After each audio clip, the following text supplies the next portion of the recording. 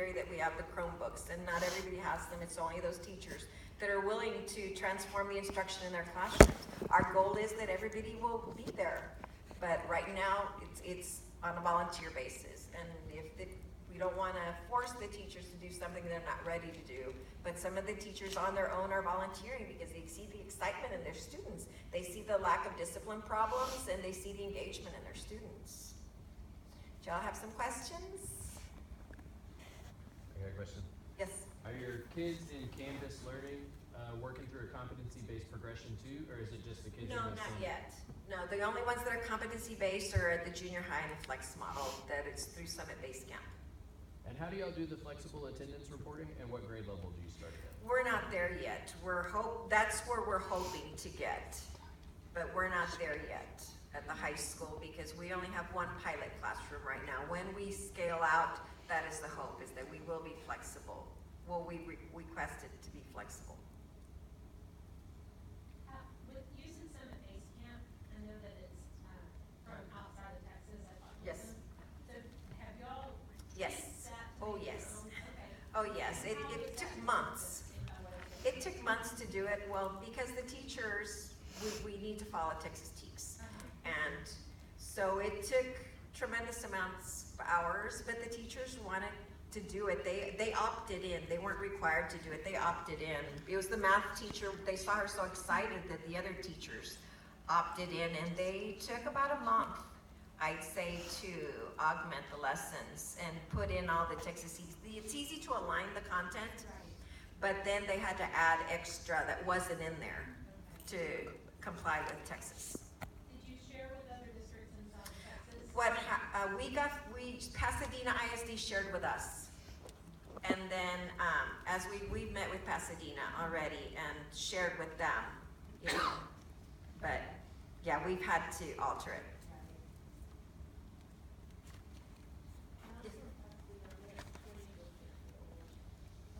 Yes, Pasadena's been wonderful to help us. Yes? Maybe I missed it, but why did you need DOI to do what you're doing? Well, in the way that we want to go, yes. To give the students the flexibility at high school, yes. We just didn't have the buy-in yet at the high school, so we weren't ready to pilot it to the scale that we want to, but yes.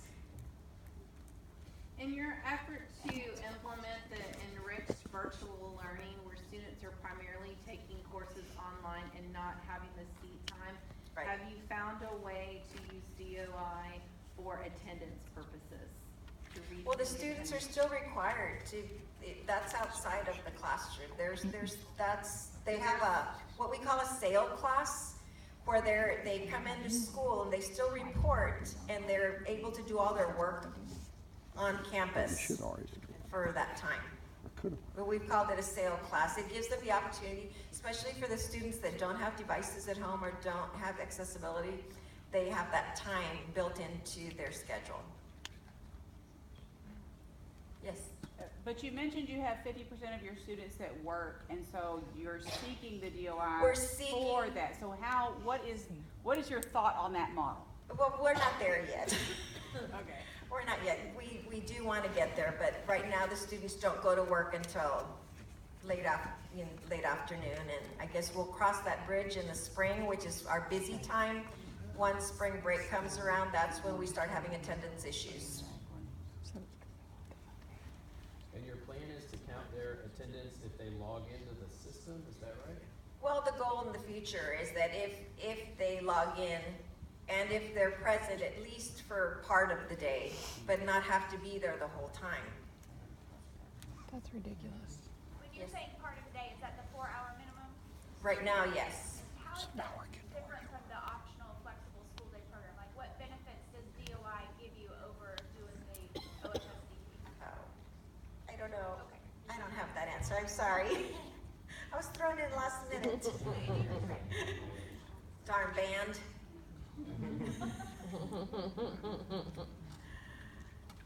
Yes, sir. Are there many limited English proficient students in the program? And Yes. How have you tweaked it to? Yes, we're tweaking now as we've seen the learning continuum. I mean, their progress line keeps moving. And so what we've talked about is, we didn't build into the system a tutorial time for those ESL students, but what they're doing right now is they're doing after-school tutorial and before-school tutorial for those ESL students, but we've already foreseen that for next year, since it wasn't built into the schedule this year, for next year, we're gonna have to build in an ESL time for those students.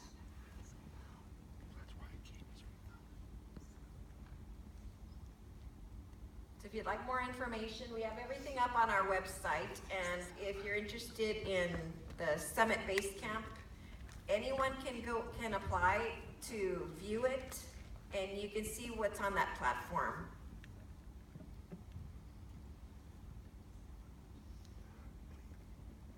And I know Pasadena is one of our biggest resources right now to help us to make sure that we're covering all of our Texas TEKS. But it has been a challenge at the junior high with transforming the instructional model for our students. But we've already seen tremendous gains, especially in the student agency and the students being able to progress measure for themselves to make sure that they're following their timeline. Just seeing them at such an early age make that mindset shift is tremendous. No, they don't have to. I meet with high school students also, and I see what a great benefit this is going to be for our 7th graders once they progress through school. It's amazing. It's been a heartache, and teachers not being happy and fearful of state accountability, but I think we can already tell when the students, because within the platform, at the junior high, 80% is successful, a 70 is no longer acceptable. And I mentor a little girl who's a phenomenal athlete, and she was really upset about week 3 or 4 and wanted to opt out of the program. And I asked her why, and she says, because I'm a 70s girl. You know, I'm all about the volleyball and the basketball. 70s is good enough. My mama says 70 is good enough. And so just mentoring her through that. I don't think she ever believed she could be better than a 70, because she said, my mom says a 70's fine. She's gonna come in and talk to the principal. A 70 should be passing. I want out of the program. I want in that other program where a 70's good enough. And just talking to her and getting her out of that mindset now, because within the platform you have to get an 80. And just to see this beautiful young woman realize that I don't have to be a 70s girl, because in her mind 70 was good enough because mom said it was good enough. And I see how now she'll email me and say, I got a 90 with, you know, her emojis and exclamation marks.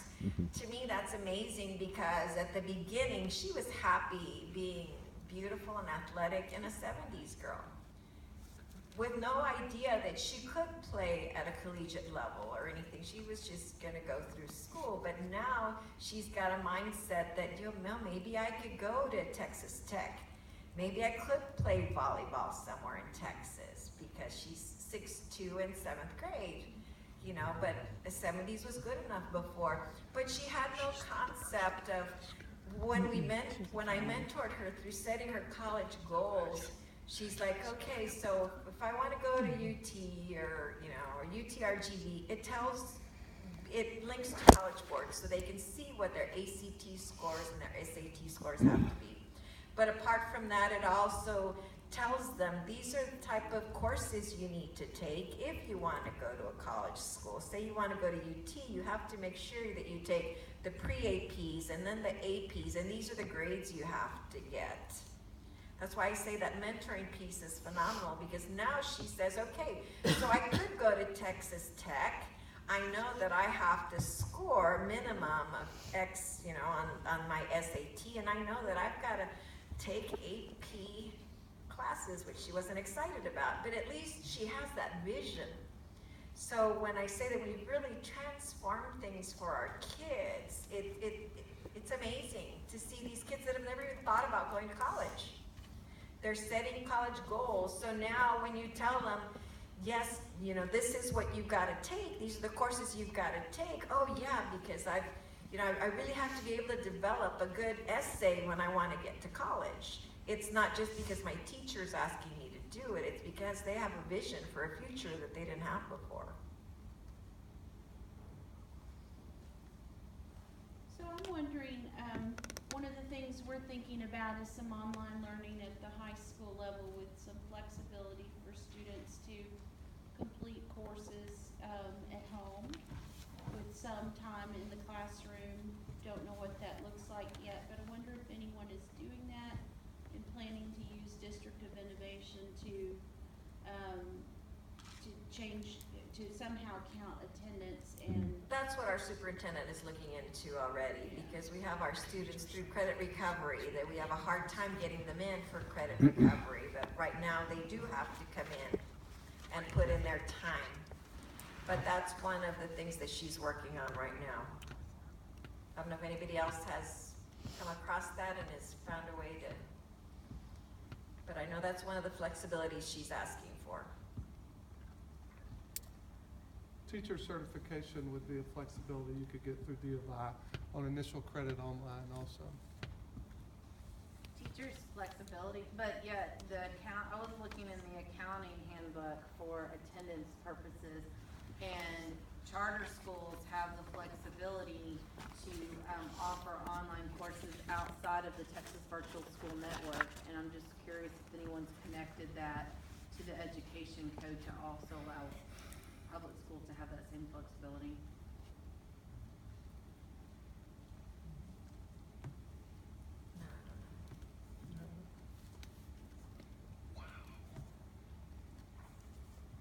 So it's really all about the seat money. Yeah. So if you want kids to have some sort of expedited graduation plan or a fast track to graduation so you can count them as graduated, and you need to meet them where they are. So you say they work until midnight and you're having trouble getting them to get into school. I think a lot of this boils down to trying to go around seat time. Seat time, And they then want the lunch funding. times, They want the getting them funding for fed. child. Yeah.